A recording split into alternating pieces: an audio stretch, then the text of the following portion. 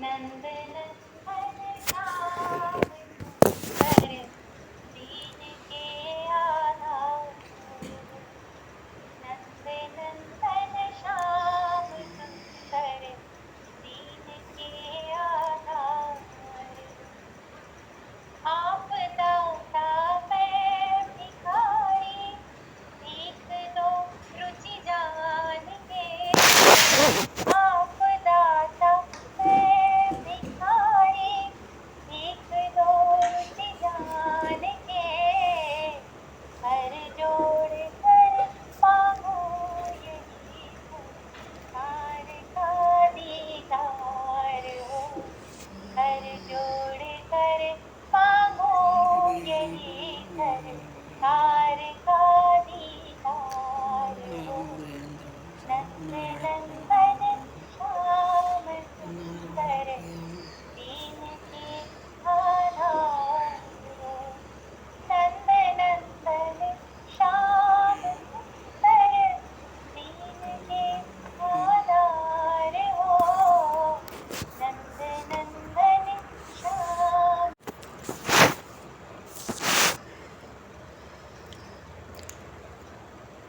बोले श्री बालकृष्ण लाल की जय। श्यावर रामचंद्र भगवान की जय। श्री गौरी शंकर भगवान की जय। शिवा के बिहार लाल की जय।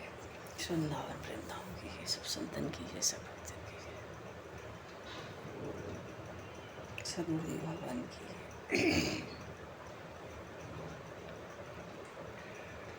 समस्त ब्रह्माचार्य चरण की जय। समस्त ब्रजवासन की जय। समस्त भक्तन की जय। गंगा मैया की जय। जमुना मैया की जय। सरजू मैया की जय। गौ माता की जय। तुलसी माता की जय। पृथ्वी माता की जय। काशी महारानी की जय। जय जय श्री सीताराम। जय श्री राधेश्याम। नमः पार्वती पते। हर हर महादेव।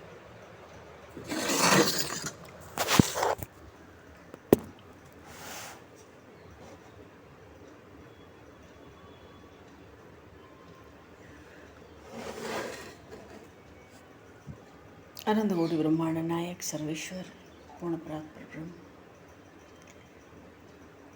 असंख्य कल्याण गुणगणलय भक्तवांक्षा कल्पतरु शरणागत वत्सल भक्तवत्सल दीनबंधु दयासंत भगवान श्री राधा माधव की असीम कृपा करुणा से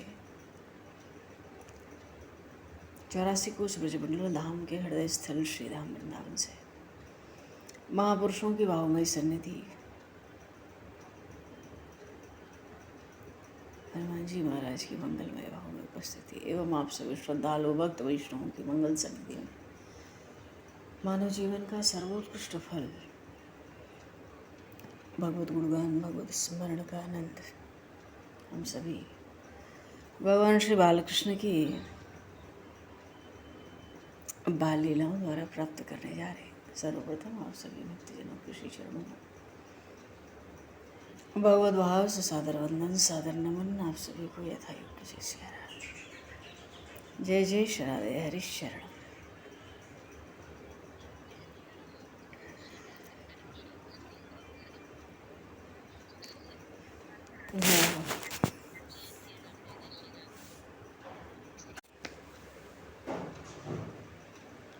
पूर्णेन्दु सुंदर मुखादर वंदने त्रात कृष्णाथ परम किमपि तत्त्वमहं न जाने।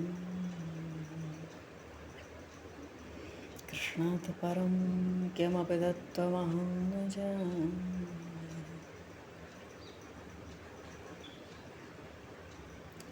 देखो पवन कार्तिक मास है और तुलसी मैया की जो महिमा है उसका आर पार तो मालूम पड़ता नहीं।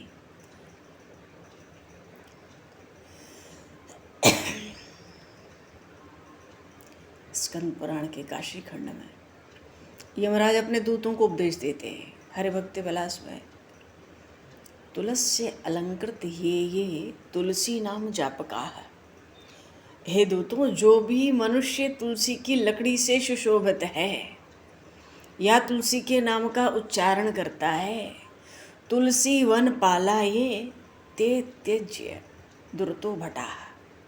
और जो सदैव तुलसी के वन की रक्षा करे, तुलसी की रक्षा करे, ऐसे व्यक्तियों को, ऐसे मनुष्यों को मेरे धाम में लाना, त्याग देना चाहिए। और दर्शनम नर्मदायास्तु गंगा स्नानम विशांबर तुलसी दल संस्पर्श समम एतत् त्रयम स्मृत। क्योंकि नर्मदा नदी का दर्शन और गंगा जी का स्नान और तुलसी की पत्तियों का स्पर्श तीनों ही समान हैं।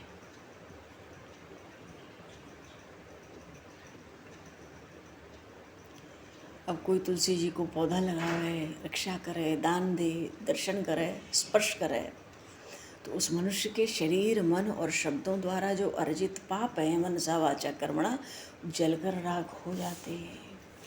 बोलिए श्री तुलसी मैया की। कार्तिक मास है, नित्य ही एक बार भागवत जी का और एक बार तुलसी मैया का स्मरण करना ही चाहिए, पर विस्मरण हो जाता है। भगवान श्री बालकृष्ण की लीलाएं ही ऐसी मधुर है। बोलिए श्रीमद् भागवत महापुराण की जय। बस एक श्लोक।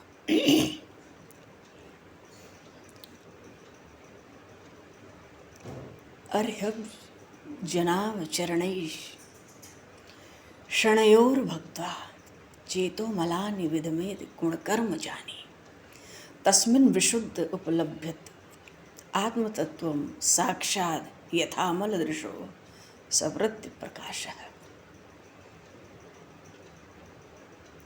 जब भगवान कमलनाभ, जिनके नाभ से ब्रह्मा जी कमल पर प्रकट हुए, पद्मनाभ भगवान कहलाते, तो जब भगवान कमलनाभ के चरण कमलों को प्राप्त करने की इच्छा से तीव्र भक्ति की जाती है, तब वो भक्ति ही अग्नि की भांति गुण और कर्म। गुण भी तीन है, सतरजतम, कर्म भी तीन है, संचित, क्रियमाण और प्रारब्ध। इन गुण और कर्मों से उत्पन्न जो हमारे चित्त का सब मल है, वो भक्ति हमारे चित्त के उस मल को, सब मल को जला देती है। चित्त शुद्ध हो गया। चित्त शुद्ध हुआ तो आत्म तत्व का साक्षात्कार हुआ। अब हमारे आंखों में कोई विकार न हो तो सूर्य का प्रकाश बिल्कुल स्पष्ट दिखाई देगा। मानो भगवान के भक्ति की बड़ी भारी महिमा गाई गई है हमारे शास्त्र पुराणों में।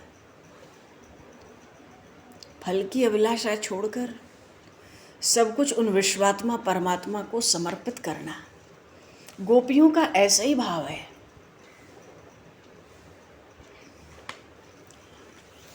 गोपियों का भाव है सर्वस्व श्री कृष्ण को समर्पित करना और उनको प्रसन्न देखना। वो प्रसन्न हुए, हम उनको सर्वस्व समर्पित करें।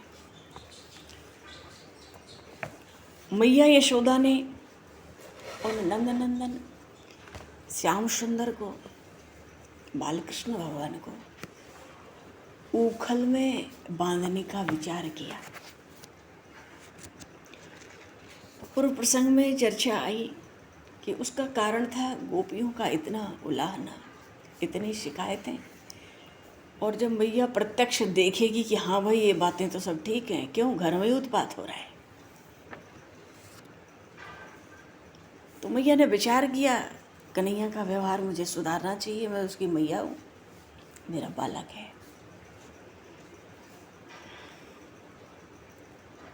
समय था यही कार्तिक मास। इसी कार्तिक मास में उखल बंधन लीला हुई और उर्वशी जी, देखो वहाँ भगवती पूर्णमासी है, साक्षात योग माया गोकुल में।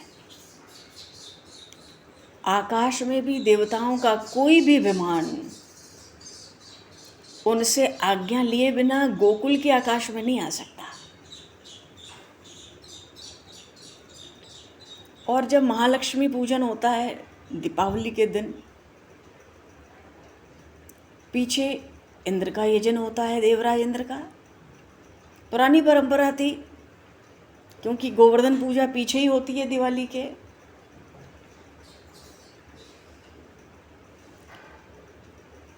और देवराज इंद्र तो भाई उन सब पूजा को स्वीकार करते, बड़ी श्रद्धा से वेदज्ञ ब्राह्मण विधि पूर्वक आवाहन करते हैं।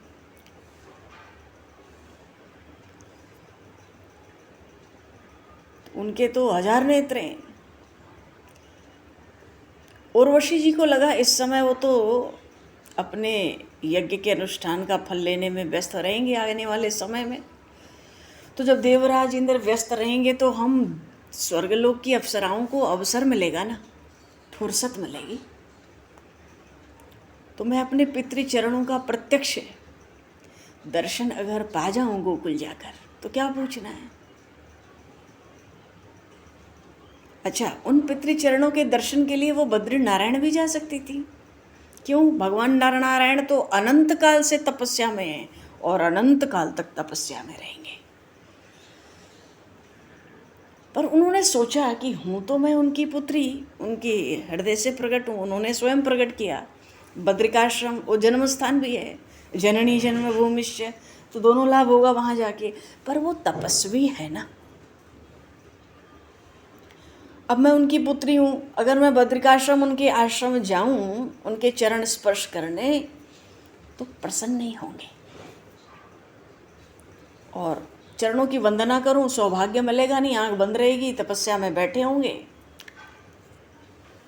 और तपस्वी हैं तो संबंधों को देख के प्रसन्न थोड़े ही होंगे, वो तो बाधा समझेंगे। तो अभी गोकुल में ही चलो, लीलामय, उन्हीं से एकाकार हुआ जाए, उनके दर्शन कर लूँ। देवराज इंद्र भी व्यस्त हैं, पहले से ही व्यस्तता शुरू हो गई है, हम लोग की फुर्सत हो गई है। उर्वशी अप्सरा विचार करती है,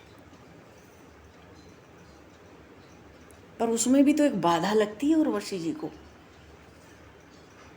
उन श्री कृष्ण चंद्र के दर्शन, उनके चरणों का स्पर्श, क्योंकि वो उनकी कन्या है, बालकृष्ण रूप से गोकुल में विराज रहे हैं। चलो, पर क्या करें, सोचती हैं, अरे ये परम पुरुषोत्तम तो बचपन का, शिशुपन का नाट्य कर रहे हैं। अब मैं पुत्री बन के बीच में कहाँ चरण छूने जाऊं, तो मुझे छुप कर ही दर्शन करना होगा। पहले तो देवताओं को देवराज इंद्र के साथ बहुत जगह इस समय तो आहुति मिल रही है, और कंस और उनके सेवक भाई यज्ञ को भंग करने का व्रत ले रखे हैं मानो। बाणासुर, जरासंध, वो नैष्ठिक माहेश्वर देवताओं को नहीं पूछते।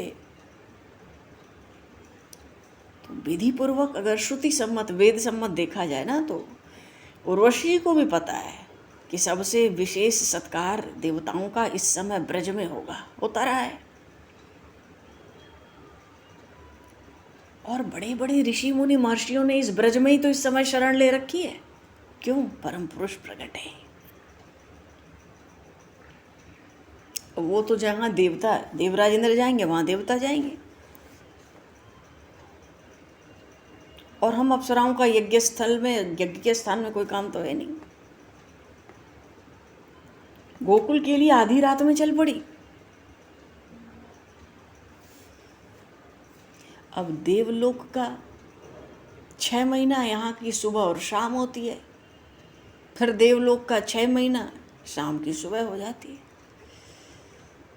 तो चली थी तो दक्षिणायन की रात्रि थी। कहते हैं ना, दक्षिणायन में शरीर छूटे उससे बढ़िया उत्तरायण में छूटे, क्योंकि जो दक्षिणायन होता है वो देवताओं की रात्रि होती है, जैसे अभी दक्षिणायन चल रहा है।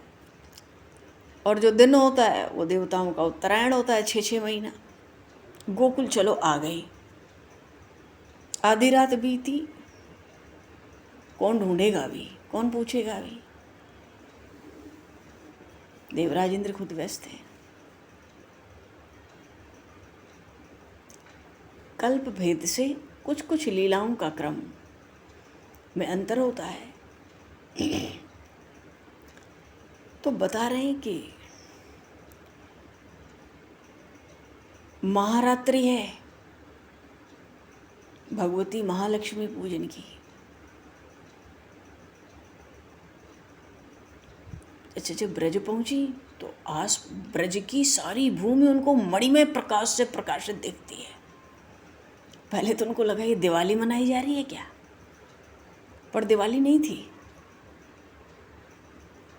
अरे उन भगवती महालक्ष्मी को सेवा मिल गई ब्रज में, वो तो सेवा कर कर के थक जाने में भी अपना अहोभाग्य मानती हैं। पर उर्वशी जी को भ्रम हुआ, ये उखल बंधन लीला है। उखल बंधन में ही आई हैं उर्वशी जी। भीतर बाहर सब जगह मणिमय ब्रज दिख रहा है। अरे ये देवताओं की जो सुरांगनाएं हैं, गोकुल की शोभा सौंदर्य वैभव की कल्पना नहीं कर सकती। अब तो भीतर इतना आह्लाद और अभिमान भी। क्यों? मेरे पिता हैं यहाँ, श्री कृष्ण चंद्र, उनके दर्शन को आई हूँ। आखिर तो मेरा पितृगृह है, तो अभिमान तो होगा आह्लाद के साथ। पर अपने को छिपाने के लिए ज़्यादा कुछ उनको करना नहीं पड़ा। अब देखो, भगवती सरस्वती शारदा को तो पुष्पों की सेवा मिली थी, और ये जो कमला हैं लक्ष्मी देवी सामान्य दासियों में मिली हुई हैं। फिर इनका तो चिन्मय श्रीअंग जहाँ विराजमान है, तो वहाँ उर्वशी जी को लगता है मैं तो कुरूप दासी लगूंगी, और इनकी ओर को और ध्यान देने वाला है। पर फिर भी छिपाना तो पड़ता है, क्योंकि मानवी नहीं है, मनुष्य नहीं है।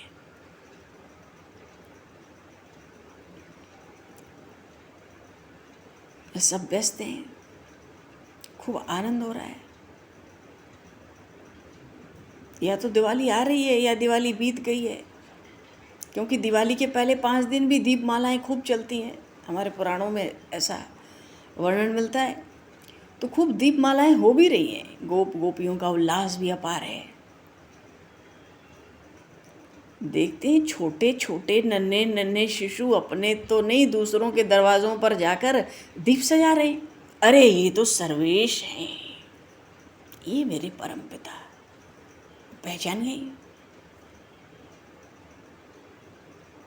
और जहाँ दीपक रखे जा रहे हैं वहाँ पे जो कला की आकृति बनी है, मानो रंगोली बनी है या क्या बना है, तो ऋषि जी कहते हैं हो न हो भगवती कमला के ही हाथ से बनी है, कोई बना नहीं सकता सृष्टि में ये।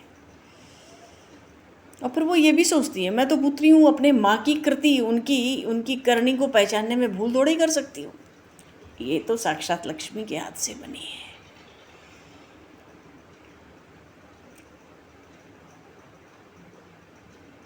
और लक्ष्मी पूजन का अवसर आ रहा है, आ गया है। कुछ ऐसा समय जरूर है, ऐसा लग रहा है कि ये जो नीलमणि हैं श्याम सुंदर नंदनंदन, ये खुद ही उन रमा का क्या अर्चन करेंगे और करने ही लगे लक्ष्मी पूजन, तो इनको मना भी कौन कर सकता है। और जो पूजा ले उसको कितना संकोच होता होगा। और बालकृष्ण आते उससे पहले भगवती लक्ष्मी यहाँ आ चुकी हैं ब्रज में। क्या करती हैं? ब्रज के पत्ते पत्ते कण कण को सजाने की सेवा में बड़ी सावधान है। इन्होंने प्रणाम किया और उर्वशी जी ने उन भगवती कमला को।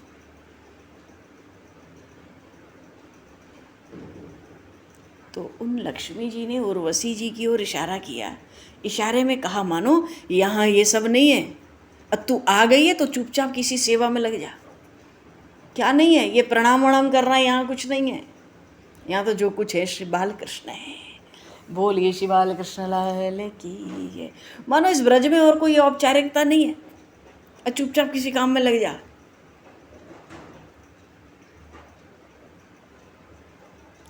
भोग प्रसाद बन रहे हैं और शोभा के सिंधु भगवान अपने सखाओं के साथ खेल रहे हैं।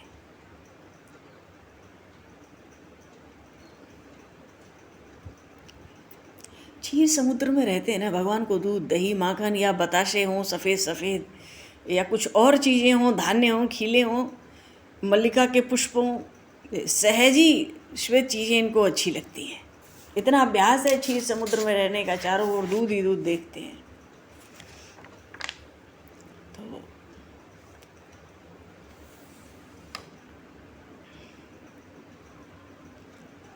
जो देवता है, देखो मनुष्य महान है। सृष्टि में इतनी योनियां हैं, 84 लाख योनियां मनुष्य के अलावा भी, पर सर्वोपरि मनुष्य है। क्योंकि आज उर्वशी जी को देवताओं का सौंदर्य, उनकी संपत्ति, उनकी शक्ति, उनका ऐश्वर्य तुच्छ मालूम पड़ता है, पर दुर्भाग्य वो यहाँ रह नहीं सकती टिक के। क्यों? सर्वेश इन श्री नारायण ने इनको तो स्वर्ग का उपहार बना दिया ना, काम के साथ स्वर्ग भेज दिया था देवराज इंद्र की सेवा में। पर कुछ भी कहो, लगता है अद्भुत है गोकुल।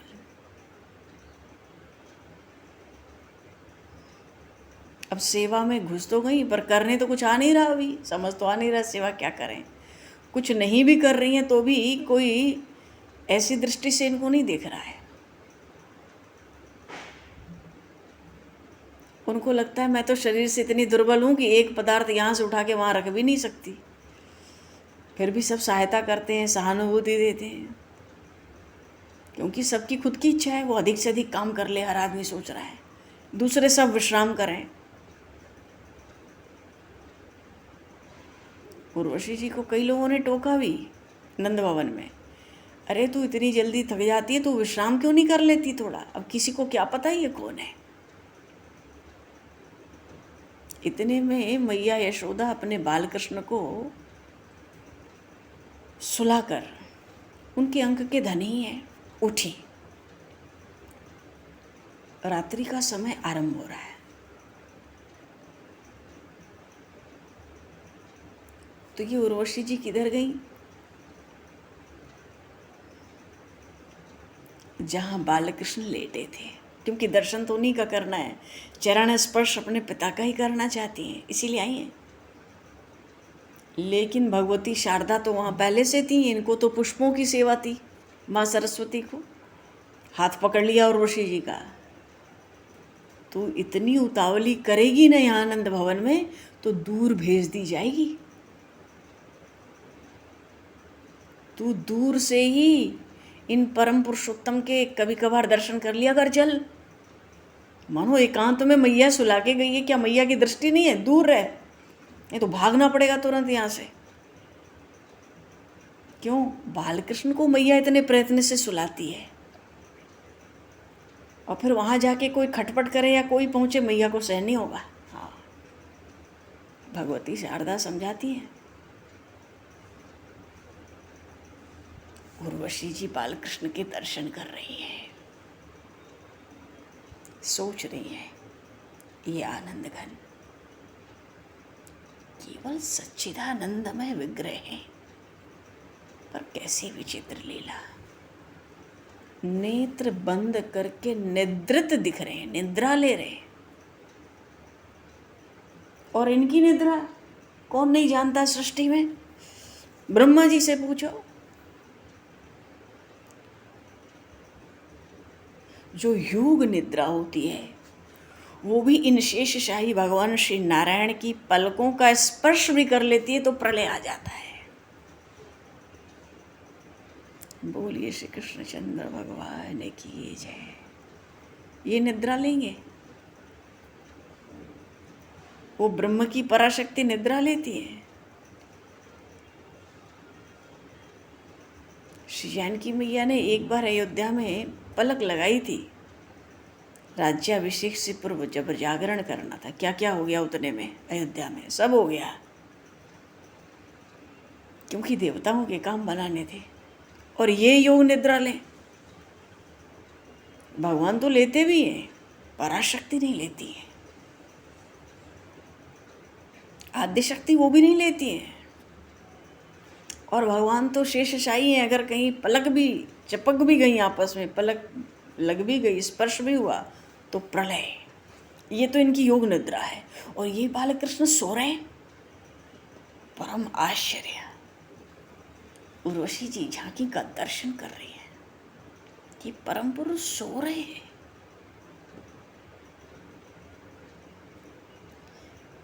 एकदम आर पार दिखने वाला पीला पटका और इनकी नीलमणि जो कांति है भीतर से बाहर आ रही है वस्त्र से, अलकों से घिरा हुआ श्रीमुख है।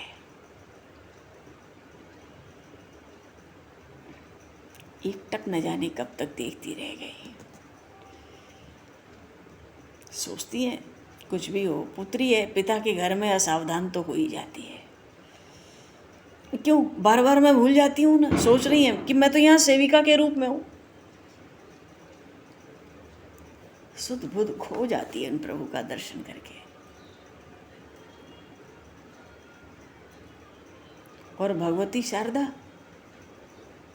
आज सहज स्नेह के कारण अपनी इस अल्हड़ सी अप्सरा पुत्री को संभालने में लगी है। ये ऐसे सुध बुध खोएगी तो हम सबको यहाँ से भागना पड़ेगा।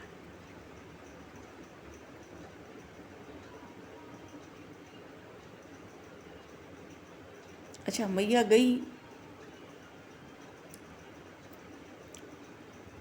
चलो काम धाम किया, फिर मैया भी विश्राम की होगी। सुबह हुई तो उस पद्म गंधा का दूध अंगीठी पे स्वयं मैया ने अपने हाथ से रखा। क्यों गोपियाँ उलाना देती, माखन चुरा चुरा के खाता है, उत्पात करता है आपका लाल। मैया को लगता अपने हाथ से माखन खवाऊंगी आज, लाला को अपने हाथ से बढ़िया माखन कोमल ताज़ा बना के पवाऊंगी, इसका पेट भरेगा तो किसी के घर माखन खाने नहीं जाएगा। अब मैया को कहाँ पतो खाने जावें कि खवाने जावें। तो सुबह ही सुबह मैया तो देखी आई बालकृष्ण को, लाड़ दुलार कर आई और दही के भांड में डालकर मथानी अपने उसकी जो रस्सी है हाथों में ले ली। अच्छा, उर्वशी जी ने एक बार सोचा मैया क्या कितना परिश्रम कर रही हैं, मैं ही मथानी हाथ से लेके मंथन कर दूं। भगवती शारदा ने फिर रोका, अरे तू देखती नहीं मैया ने सब सेविकाओं को कितने जरूरी काम सब सौंप दिए, आज वो स्वयं दधि मंथन करेगी, अपने हाथ से निकला हुआ माखन श्याम को खिलाएगी। और इसमें कोई शंका भी नहीं है, हम में से किसी को ये काम मिलता उतनी सावधानी से उतना उत्तम माखन हम नहीं निकाल सकती जो मैया निकालेगी।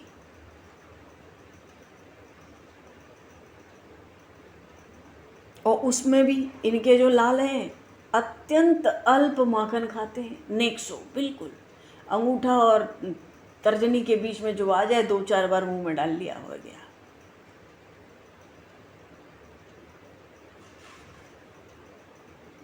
और अगर तू मैया के पास इस समय गई ना, कुछ काम दे के मैया यज्ञ के स्थान में तुमको भेज देगी।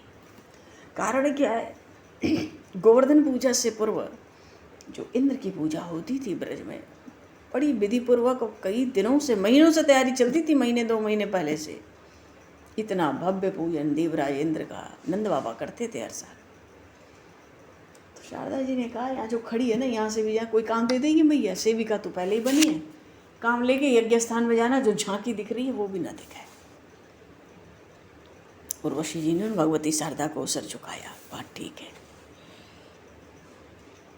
फिर सोचती भी है बहुत यज्ञ मैंने देखे, ऐसा कोई यज्ञ है क्या जो मेरा देखा हुआ ना हो।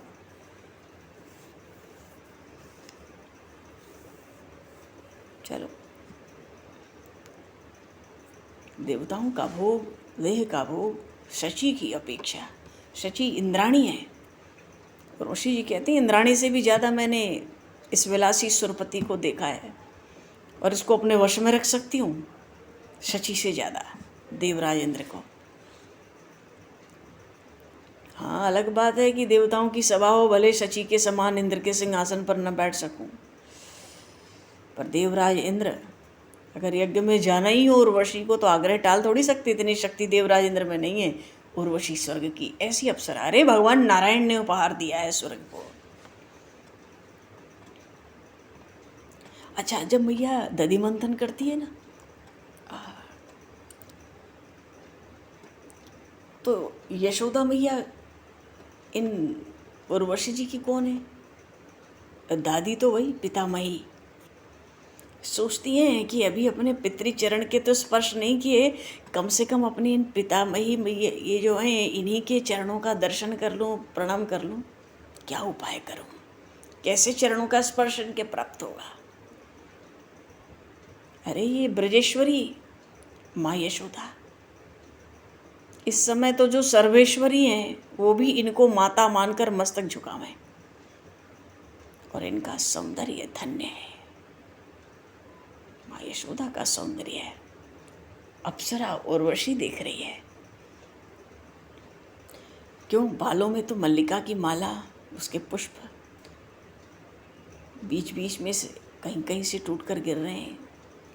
वेणी जो है हिलती जा रही है, और शरीर बालकृष्ण है, अभी भी दूध पीते हैं। थोड़ा तो शरीर मैया का भारी है, पसीना आ जाता है, और मस्तक पर जो सिंदूर है उसके भी बिंदु इधर उधर कुछ हो जाते हैं हल्के, नासिका पर झलमला रहे हैं।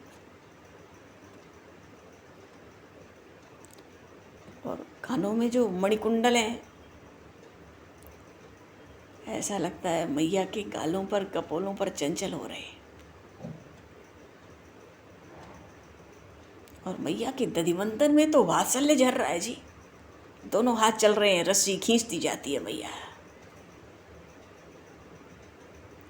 और जो मैया के हाथ से कंगन की ध्वनि हो रही है ना, उस ध्वनि में मिलाकर बालकृष्ण के चरित्र गा रही है मैया।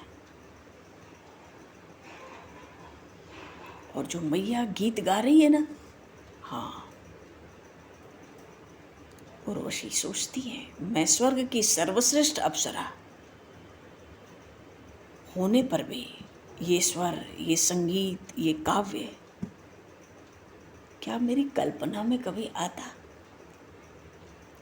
नहीं सोच सकती मैं। ऐसा मैया गा रही है। अरे नहीं नहीं, उनकी आत्मा कहती है नहीं नहीं, मैं तो अपनी इन पितामही के चरणों की दासी हूँ। इनके चरणों की रज मिल जाए वही बहुत है। तो बड़े लोभ से कि मैया का चरण स्पर्श कर लें अपने पितामही का, भगवती शारदा की ओर डर के देखा।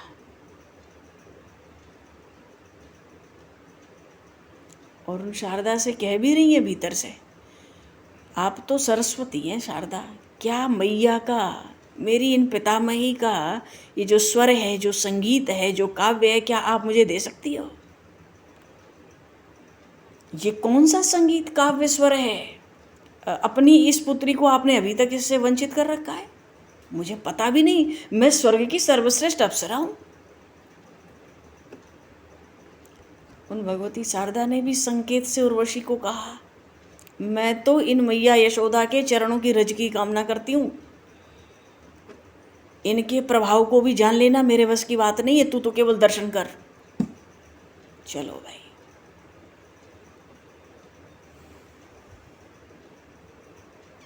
और बढ़िया सुंदर मैया के नेत्रों में अंजन लगा है, बड़े बड़े नेत्र हैं मैया के। थोड़ा गर्दन घुमाकर शयन करते हुए उन प्रेम सिंधु अपने बालक की ओर, लाल की ओर बार बार गर्दन झुका के देखती हैं। निश्चिंत हैं, सो रहे हैं, हाथ जल्दी जल्दी मैया के चल रहे हैं, पर भैया कब तक चलें, जागे। कौन? उर्वशी कहती है सर्वेश्वर, परम पुरुष, वो परमात्मा जागे।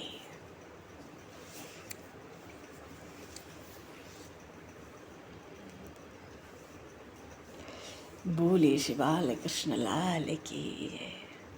अनेक ऊँ आ करके छोटे छोटे नन्हे नन्हे हाथों से नेत्र बंद करके पहले तो मैया को शैया में इधर उधर टटोल रहे हैं, मैया मिल जाए।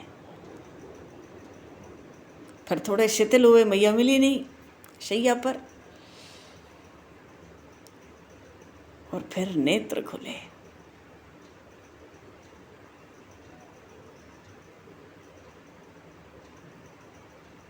वो शोभा देखते तो सुध बुध नहीं रही उर्वशी जी को।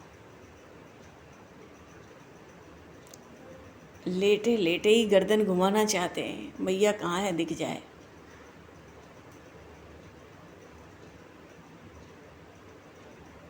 तो जो पीताम्बर ऊपर हल्का सा कुछ मैया ने झनी सी डाल रखी थी पीली पीली, पैर 2-4 चला के पहले तो उसको हटा दिया, और अब दिगंबर वेश में नन्हा सा मुख है, खुला हुआ है, क्यों? जमाई ले रहे, एकदम सफेद सफेद दांत, हथेली के ऊपर वाले भाग से आंख मल रहे। लो भैया, सारा काजल गाल पर फैला लिया मेरे इन पितृ चरणों ने। और हाथों के ऊपर भी तो लग गया काजल, जहां से मले थे, और वहीं से पुकारते हैं, अरे मैया, अरे मैया। बोली श्री बाल कृष्ण लाल की जय, श्री नंद नंदन श्याम सुंदर भगवान की जय। मैया कहाँ सुने, पर समय की तो सुनना पड़े। भगवान समय को दृष्टिगत करते हुए अब तो यही वाणी को वराम दिया जाए तो बढ़िया है। आगे का प्रसंग हरि इच्छा। बोलिए श्री बाल कृष्ण लाल की जय, श्री कृष्ण चंद्र भगवान की जय, श्री रामचंद्र भगवान की जय, श्री गौरी शंकर भगवान की जय, श्री हनुमान जी महाराज की जय, सब संतन की जय, सब भक्तन की जय। जय जय श्री सीताराम, जय जय श्री राधेश्याम। नमः पार्वती पते, हर हर महादेव। भगवान समय को निश्चित करते हुए आगे ही परवाणी को विराम और वाक्य पुष्पांजलि प्रभु के श्री चरणों में सादर समर्पित। आप सभी को भी यथा योग्य जय सिया राम, जय जय श्री राधे, हरे शरण, जय श्री सीताराम।